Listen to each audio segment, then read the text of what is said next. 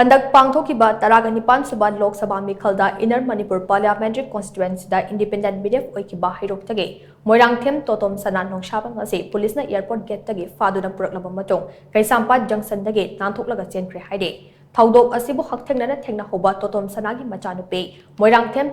TOMTV da phongdorapagi matung ina mahaki apokpa Totomsana ngasi Imphal da chak chanaba amagi tamak mahak amadi mahaki pikliba mongpa nupa chingleba Moirangthem ka loinana makhoi ahum bolero amada tongtuna Imphal da lakhe airport ta mamabok thokpa mari mata ama lakani haina phone call ama lakpadagi makhoi ahum airport ta chatke numit yung matung pung ani makhai khare helakpa adwai de airport tagi thorakpada airport ki gate manakta hanadagi mafam aduda khamdna leiramba registration number amata yaudaba police ki gypsy ani da tongduna lakpa police personnel singna Totomsana na tonglakliba bolero gari adu khamnaga Totomsana amade mahaki macha ani adu tidim lambida Imphal tamna haigalakhe makhoi Keisampat Junction mapa yongsilakpada Totomsana na khanghautana police gari dagi chongthaduna chenkhina honakhe maduda police personnel sing aduna tanaduna Totomsana bo lakna fanaba tawraga fakhe maduda manak nakpada leiramba miyam changsilakchuna irang sagalakpadagi police sing adu mafam adu thadoktuna chatkhibani aduga Totomsana na leirak amada faujinduna nanthoklaga chenkhibani hairi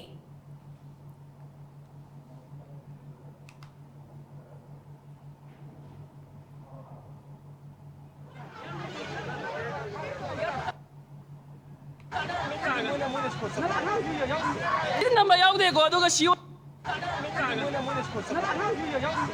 number yaude go aduga siyo number ju thade police ki ji number su yaude